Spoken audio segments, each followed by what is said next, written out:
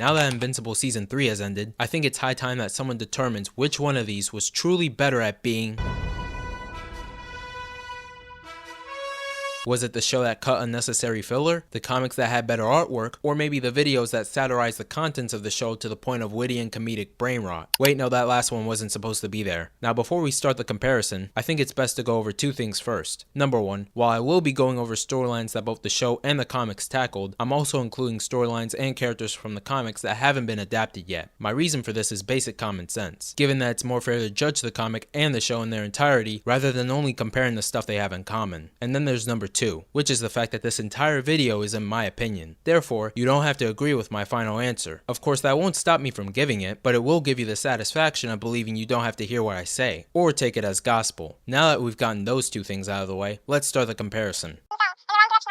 Alright, since I'm comparing both the show and the comic, I might as well give my own review of the show. It's good. Actually, scratch that. It's great. It's by far one of the best shows to come out since its release date, and definitely proves that superhero fatigue is actually just creativity fatigue spelled in stupid. Now, I could go on and just glaze the show relentlessly, but instead, I think I'll just move on to how goated the comics are, because I swear I've been missing out on quality superhero content for years at this point. Hell, it was only recently that I actually bought all 3 compendiums, and I'm not gonna lie, Omni-Man's last scene made me cry. Overall, the comics are really good, and if you have close to $300 to your name, I encourage you to buy it. Although I will say that the time travel storyline was the worst part for me, and if you read it, you'll say the same thing. Also, while we're still on the topic of the comics, I want to say that I have a Patreon.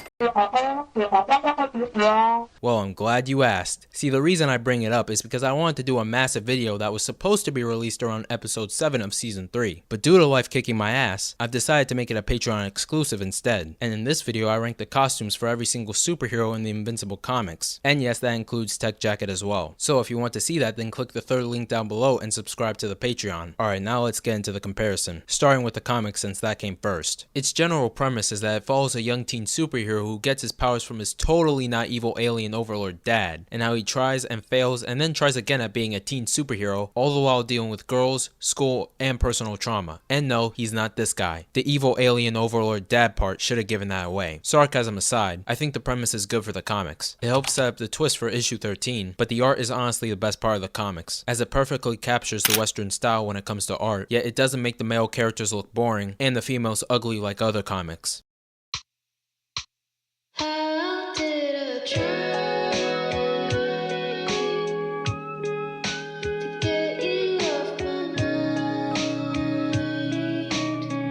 Big ups to Ryan Otley for pulling these illustrations off, because as an artist myself, I can say that more than half of these took a lot longer than you think. I mean, the collage I did in the background took more than 2 hours to do. Overall, the art is pristine like Christine from Stephen King's novel, Compendium 2 is the best one in terms of art, and Ryan's art style is the best one for the entire series. Moving on to the characters, you would think that for a comic that runs for a total of 144 issues, half of the cast would either be a hit or miss, but in this case, you'd be totally wrong, because the only characters that actually suck are the only ones that are the least developed. And before you ask, yes, Adam is still just as bad in the comics. Hell, you could argue he's even worse. Of course, he's not worse than the physical abuser, or the woman that makes me question my taste. Although my only gripe with the characters in this comic is that it shares the same problem that My Hero Academia has. That being, the least interesting character is also the main character, and almost every side character is better in terms of writing than he is. Now, I will say, the competition is kind of unfair when you have to compete with Omni-Man and Robot in terms of character development, and that's not including the various cameo characters we get. But let's be real here. If you're going to be the main character, you better be the most interesting person in the story. Otherwise, you're just going to make me wish that the story followed someone else instead, which is also something my wife has said to me on Valentine's Day. As for the story, the comics follow the same deal that manga does, having various storylines that feel episodic in nature that finally conclude with an overarching narrative that was introduced since the beginning. For the most part, it works, but when it comes to stuff like the Reaniman's first appearance, it can definitely feel dragged out, especially considering the fact that it takes more than 10 issues just to get to the actual storyline involving them. And let's not forget the fact that the Reaniman arc is just a repeat of the student bombing arc that occurred earlier in the series. And I bet half of the people watching this already know how I feel about repeated storylines in media. So yeah, that's 2.5 L's now, and we might as well make it 3.5 because the pacing for Compendium 1 is longer than a Sappheiros, even though it really doesn't need to be. Now, while the payoffs are done extremely well in Compendiums 2 and 3, that doesn't change the fact that more than half the storylines in the first compendium could have either been shortened or removed entirely. Also, the same sentiment applies to a couple of storylines that occur later in the series as well. Also, before I forget, the last couple of issues introduce a ton of stuff that in all honesty felt kind of rushed. Like Kid Invincible's story, for example. He's introduced in issue 129 and doesn't get his own storyline until issue 143. By the way, the total issue count is 144. So what we end up getting is a somewhat rushed version of Marky and Tara's story. Granted, Tara doesn't fully apply here since she's been more established in the story than Marky, but still, I would have liked to see more of Marky's story and his time on Earth, and Tara's growth and development in space. Having the juxtaposition between the lives of these two characters would have been an absolute joy to see, and it would have opened Pandora's box to a ton of stories with insane potential. Overall, the comics are pretty good, albeit flawed in some ways, with the greater aspects of it overshadowing any criticism you could throw its way, and worth the $265 I spent on it. But as for the show, while the premise is mostly the same, the art, or in this case the animation, is just really bad. Like seriously, a flipbook done by a 9-year-old that only has a ball bouncing is better animated than this crap. Now let's make one thing clear here, I'm not insulting the animators. Trust me, I know how much time and effort just 1 minute of animation actually takes. The people I'm insulting here is Amazon, or would it be the corporation I'm insulting?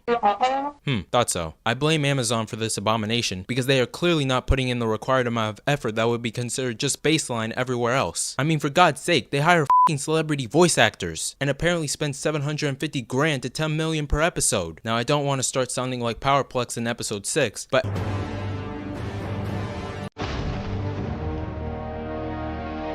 Amazon can't keep getting away with this. By the way, each episode of One Punch Man costed around 100 to 200k, and each episode for My Hero Academia is 110k. While I could go on and verbally do to Amazon what Omni-Man did to Mark in the season 1 finale, I think I'll just leave you with this sentiment instead. The comments under this video were talking about how releasing this animation project the day before the season 3 finale was diabolical, but the real diabolical thing here is that you didn't have to watch this video to ruin your expectations for the animation in episode 8. All you had to do was watch the last 3 seasons of the show and realize that even when they're clearly putting all the budget into one episode, this was the best that they could do. Overall, the animation sucks, the art style ain't it, and Amazon needs to put more budget into the animation instead of the voice acting. Because I swear, some scenes are just completely ruined by how bad the animation is, even when the voice actors are clearly doing their 110% best. They also should have gone with Ryan's art style instead of the regressed version of this one, or just any of these because they would have looked infinitely better. Also, someone tell Robert Kirkman that animation is a process that takes time and can't simply be rushed.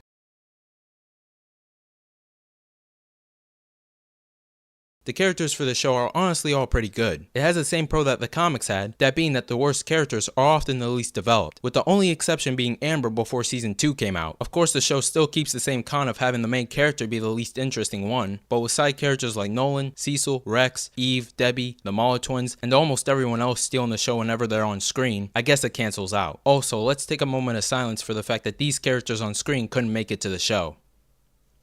The story of the TV show is honestly its biggest strength. The story cuts out a lot of filler from the comics, with the biggest being the repeated storyline I mentioned earlier. Of course, there were other things that got cut, such as the Wolfman side quest, Mark almost marrying a fish and then playing wingman, Debbie saying something extremely fucked up beyond belief, and a bunch of other things that I'm just gonna list on screen right here. Also, the show likes to switch around certain events and have them take place in a different order to the comics, with season 1 being the biggest offender here, as Mark originally met the teen team at night while fighting the Mala twins. The Flaxen invasion didn't start until issue number 3, and it was only Mark and Nolan fighting them, and it took 7 issues for the Omni-Man reveal to happen. Oh, and also Mark says this to William in issue number 47. Of course, there are a ton of other things that were changed, such as Amber's skin color, William being gay since the beginning, and Shrinking Ray's gender, but in all honesty, more than half of the changes that were made were for the best, as it removed the slow pacing in the beginning, and gave the audience a much better hook for the show. Hello there, it's me, Future Nightmare, adding this segment while editing this video. I forgot to mention that the story in the TV show also had certain character moments and plot lines that were never featured in the comics, with the obvious example being the relationship between Rex-Splode and Shrinking Ray, as Shrinking Ray died before the Invincible War even happened, and Rex wasn't given that much attention in the comics compared to the show. Another thing that was added was the pseudo-therapy confession from Conquest in the season 3 finale. This confession never appeared in the comics, and honestly was a really great addition to his character, as it made him much more than just the plot device that he was in the comics. Okay, that's all I needed to say. Back to the original video. All things considered, the show is pretty much the best thing if you're looking for something that actually does a good job of breaking boundaries when it comes to superhero media and doesn't just flaunt a needless hate boner at it. But now that I've gone over both mediums, it's time I give the final answer to which one is truly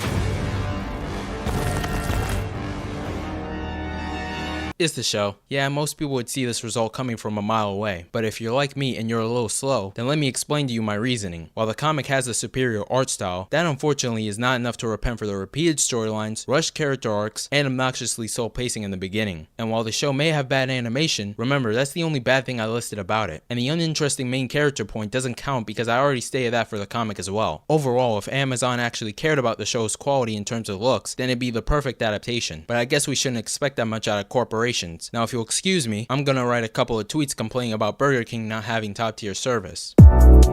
Real quick, if y'all enjoyed this video, please be sure to like and subscribe so I can flex on the hoes and the haters. Also, follow my socials so that you'll know when I post a new video. And if you really enjoy my content, then consider checking out my Patreon, where I give weekly behind the scene updates, as well as an archive for all my videos. You can also get your name featured on the end credits, as well as early access to the first 2 minutes of all my videos, which also include this one. Oh, and before I forget, you also get access to exclusive videos that are going to be Patreon only. Think of it like the last episode for SpongeBob if it was behind a paywall. Thanks for watching, and I'll see you next week.